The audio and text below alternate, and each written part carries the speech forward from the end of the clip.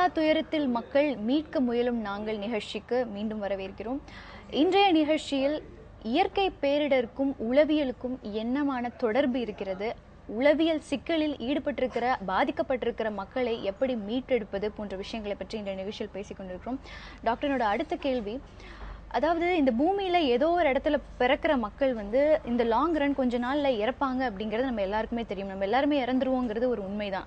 அந்த உண்மை நம்மளுடைய ஆழ் மனசுல இருந்தாலும் அதனுடைய பிரதிபலிப்புகள் நம்ம கண்ணு முன்னாடி வரும்போது மற்றவங்க இறக்குறாங்க, இயற்கை சீற்றத்துல இறக்குறாங்க அப்படிங்கிறத ஏன் நம்மளால ஏத்துக்க முடியல? அதாவது நமக்கு தெரியும் நம்ம இறக்க போகிறோம்ன்ட்டு, ஆனால் நாம் அதை ஏற்றுக்க தயாராக இல்லை. நம்ம கலாச்சாரம் அந்த மாதிரி. இப்போ நம்ம எகிப்து கலாச்சாரத்தை எடுத்தோம்னாக்கா அவங்க பிறக்கும் போதே இறப்புக்கு தயாராகிறாங்க.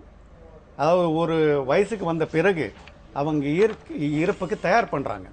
எங்கே நம்ம அடக்கம் செய்ய போகிறோம், அந்த அடக்க செய்ய வேண்டிய இடத்த அவங்களே போய் பார்த்து அவங்களே தயார் செய்கிற ஒரு கலாச்சாரம் அது.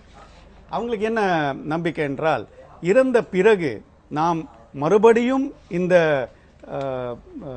ஜர்னியை கண்டினியூ பண்ணுறோம் அப்படின்ற ஒரு நம்பிக்கையில் அவங்க வாழ்ந்தாங்க. ஆனால் நம்ம இந்த வாழ்க்கையை விட்டு போகிறதுக்கு நமக்கு மனசு இல்லை. இந்த வாழ்க்கையில் எல்லாத்தையுமே நாம் அனுபவிக்கணும் அப்படின்ற ஒரு ஒரு செல்ஃபிஷ் வாழ்க்கை இது. நம்ம அனுபவிக்க தான் பார்க்குறோம். எல்லாருமே நம்ம எதுக்கு சம்பாதிக்கிறோம்? அனுபவிக்கிறதுக்கெலாம். எல்லாமே அனுபவிக்கிறோம்னு நினைக்கிறோம்.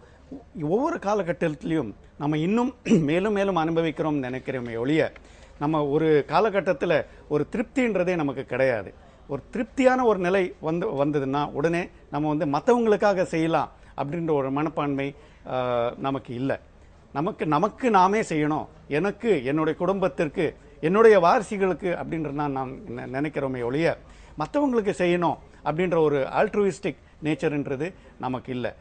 எப்போ நம்ம அகம் என்ற அந்த தான் என்ற அந்த ஈகோவை நம்ம விட்டு கொடுக்குறோமோ அப்போது நம்ம நம்ம கண் திறந்து மற்றவங்களுக்காக நம்ம வாழ்கிறத நம்ம பார்க்குறோம்.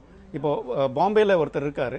அவர் சின்ன வயசுலேருந்தே இந்த கேன்சர் ஹாஸ்பிட்டலில் இருக்கக்கூடிய மக்களுக்கு சாப்பாடு, அந்த கேன்சர் ஹாஸ்பிட்டல் வெளியே நிறைய பேர் வராங்க, நிறைய எங்கேருந்து இல்லாமல் வராங்க, அவங்களுக்கு சாப்பாடு இல்லை. ஸோ அவங்களுக்கு ஒரு 21 வயசுலேருந்தே அவர் ஒரு சின்ன கடையை வச்சு அங்கே அவங்களுக்கு சாப்பாடு, ஃப்ரீயாக சாப்பாடு போடுறது தான் அவருடைய வாழ்க்கை அர்ப்பணமாக அவர் செஞ்சுக்கிட்டு இருக்காரு.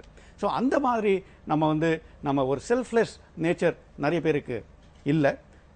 எப்போ நமக்கு அந்த செல்ஃப்லெஸ் நேச்சர் வருதோ அன்னைக்கு நம்ம கஷ்டத்தை விட்டுட்டு மற்றவங்க கஷ்டத்தை பார்த்து அவங்களுக்கு நாம் செய்யக்கூடியது என்ன என்ற ஒரு சந்தோஷத்தில் நம்ம வாழ முடியும். அதே மாதிரி பேரிடரில் இருக்கிறவங்களும் நம்மளை விட இன்னும் கஷ்டப்படுறவங்களை பார்த்துட்டு, ஐயோ நான் கஷ்டப்படுறேன், ஆமாம், ஆனால் அவங்க என்னை விட கஷ்டப்படுறாங்க, அவங்களுக்கு போய் நான் உதவி செய்யலாமே அப்படின்ட்டு போய் நீங்கள் மற்றவங்களுக்காக உதவி செஞ்சீங்களே ஆனால் உங்கள் கஷ்டங்கள் எங்கேயோ பறந்து போகும், மனசு ரொம்ப இதமாக இருக்கும்.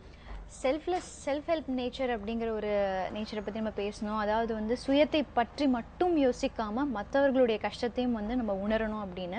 இந்த வாட்டி இந்த சென்னையில் ஏற்பட்டிருக்க இந்த கனமழையின் போது எல்லாருக்கும் ஒரு பேரானந்தமாக இருந்தது என்னென்னா, சமூக வலைதளங்களின் வாயிலாக வந்த ஹெல்ப் தான். ஸோ அதனால் பொதுமக்கள் பாதிக்கப்பட்ட மக்களுக்கு போய் செஞ்ச ஹெல்ப். ஸோ அந்த ஹெல்ப், அந்த மாதிரியான உதவிகள் எப்படி ஒரு பாசிட்டிவ் வைப்ரேஷன்ஸை இப்போ உளவியல் சிக்கல் இருக்கக்கூடிய மக்களுக்கு உதவும்னு நினைக்கிறீங்க டாக்டர்? எந்த மாதிரி ஒரு பேரிடர்லையும் ரிலீஃப் ஆப்ரேஷன்ஸ் ரொம்ப முக்கியம். எல்லா பீரியடர்லையும் நம்ம பார்த்தோம்னாக்கா அந்த முதல் 3 நாட்கள் வெளியே இருந்து யாரும் ஹெல்ப் பண்ணுறதில்லை. அந்த இடத்துல, அந்த பாதிக்கப்பட்ட அந்த இடத்துல அது சுற்று வட்டார மக்கள் தான் ஹெல்ப் பண்ணுறாங்க. அது அந்த பாதிக்கப்பட்ட மக்களுக்கு ஒரு மிக ஒரு உற்சாக ஊட்டக்கூடிய ஒரு நிலையாகும். அதாவது நாம் கஷ்டப்படும் போது நமக்கு உதவி செய்வதற்கும் மற்றவங்க இருக்காங்க அப்படின்ற ஒரு நம்பிக்கை அது உண்டாக்குது. ஆனால் அதையே ஒரு டிபெண்டன்சியாக மாறக்கூடாது. சரி, நமக்கு உதவி செய்கிறாங்க, ஸோ எல்லாமே அவங்களுக்கு நம்ம செய்கிறாங்க, எனக்கு எல்லாமே அவங்க கொடுப்பாங்க, எல்லாத்தையும் கொட்டுவாங்க அப்படின்னு நம்ம நினைச்சோம்னா தான் அந்த ஒரு ஏமாற்றமும் கோபம் வரும். எனக்கு இது கிடைக்கணும் நான் நினைக்கும் பொழுது அது வரலைன்னா எனக்கு ஒரு ஏமாற்றம் வரும். அந்த ஏமாற்றத்திலிருந்து ஒரு கோபம் வரும். சரி, எனக்கு ஒன்றுமே கிடைக்காதுன்னு நான் நினச்சேன்னா ஏதோ கொண்டு கொடுத்தா கூட அவங்கள நல்லா இரு அப்படின்ட்டு வாழ்த்துவோம். ஸோ அந்த மாதிரி ஒரு மனப்பான்மையை நம்ம வளர்த்துக்கிட்டோமே, எதையும் எதிர்பார்க்காம வந்ததுக்காக நம்ம சந்தோஷப்பட்டு அதை ஏற்கும் ஒரு மனப்பான்மையை நம்ம வளர்த்துக்கிட்டோமே ஆனால் எந்த விதமான கஷ்டத்திலையும் நமக்கு வந்து ஒரு செல்ஃப் கான்ஃபிடென்ஸ் இருக்கும். நிச்சயமாக டாக்டர். அதாவது இந்த தருணத்தில் வந்து மக்கள் வந்து இவ்வளோ பிரச்சனையில் வந்து மக்கள் வந்து உள்ளாக்கப்பட்டிருக்காங்க. ஸோ வந்து இதை வந்து போஸ்ட் ட்ரமாட்டிக் டிஸார்டர் அப்படிங்கிற மாதிரி நம்ம வந்து மருத்துவ கோட்பாட்டில் இதுக்கு ஒரு வந்து பெயர் வைக்கிறோம். ஆனால் இப்போ கவுன்சிலிங்க்குன்னு போகும்போது இது எந்த அளவுக்கு சாத்தியமாக இருக்குது? இந்த மருத்துவத்தை பயன்படுத்தி தான் நம்ம வந்து மக்களுக்கு ஆலோசனைகள் வழங்கணும் அப்படிங்கிறது இல்லை. இந்த போஸ்ட் ட்ரமாட்டிக் ஸ்ட்ரெஸ் டிஸார்டர்ன்றது ஒரு வெஸ்டர்ன் கான்செப்ட். அதாவது வியட்நாம் வார், அதாவது செகண்ட் வேர்ல்டு வார், வியட்நாம் வார், அந்த மாதிரி இடங்கள்ல போயிட்டு அந்த இடங்கள்ல நடந்த ஒரு உயிர் சேதத்தை பார்த்து தான் உண்டாக்குன உயிர் சேதம், அதாவது ஒரு வீரன், மாவீரன் போயிட்டு அவன் மற்றவங்களை கொல்லும் போது அதில் உண்டாகிற ஒரு அவன் மனத்தாக்கத்தை தான் போஸ்ட் ட்ரமாட்டிக் ஸ்ட்ரெஸ் டிஸார்டர் முதல்ல கண்டெடுத்தது. அது வந்து எல்லா பேரிடர்களையும் நாம் வந்து ஜெனரலைஸ் பண்ண முடியாது, ஜெனரலைஸ் பண்ணவும் கூடாது, ஜெனரலைஸ் பண்ணுவது தவறு. ஏன்னால் இந்த மாதிரி ஒரு நேச்சுரல் பேரிடரில் போஸ்ட் ட்ரமாட்டிக் ஸ்ட்ரெஸ் டிஸார்டர்ன்றது மிகவும் குறைவாக காணப்படுது. சுனாமியில் ஒரு 1% or 2% உள்ள மக்களுக்கு தான் இந்த போஸ்ட் ட்ரமாட்டிக் ஸ்ட்ரெஸ் டிஸார்டர் என்றதை நம்ம காணோம். ஆனால் உடனடி நடக்கக்கூடிய ஸ்ட்ரெஸ், அக்யூட் ஸ்ட்ரெஸ் டிஸார்டர், அதுக்கு கண்டிப்பாக ஒரு இடம் உண்டு. எந்த விதமான ஒரு பேரிடரோ எந்த விதமான ஒரு இழப்பிலையும் அக்யூட் ஸ்ட்ரெஸ் உண்டாகும். எனக்கு இருந்ததை நான் இழந்துட்டேன்னா ஒரு கிரீஃப், என்கிட்ட இது இருந்ததே அது போயிடுச்சு. அது ஒரு உயிராக இருக்கலாம், அது பணமாக இருக்கலாம், அது ஒரு பொருளாக இருக்கலாம், அது பதவியாக இருக்கலாம், எதுவாக இருந்தாலும் இது என்னோடது, நான் கஷ்டப்பட்டு வச்சது, அது நான் இழந்துட்டேன் அப்படின்ற ஒரு இழப்பு, அது ஒரு கிரீஃப் உண்டாகும். அந்த கிரீஃபில் ஃபஸ்ட்டு உண்டாகிறது வந்து ஒரு ஷாக். என்ன செய்யறதுன்னு தெரியாது, எப்படி நாம் இதிலேருந்து வெளியே வரப்போகிறோம்னு தெரியாது, கிட்டத்தட்ட அழவும் முடியாது, அந்த விதமான ஒரு ஷாக். அதுக்கு அடுத்தது வர்றது கோபம். ஏன் நமக்கு இது நடக்கணும்? ஆண்டவன் ஏன் இதை நமக்கு செய்கிறான்? ஆண்டவன் இருக்கானா? ஏன் நமக்கு இது நடக்கணும்? யாரால இது நடந்தது அப்படின்ட்டு. ஸோ அந்த கோபத்தில் யார் மேலேயாவது பிரயோகம் பண்ணணும்னு தோணும்.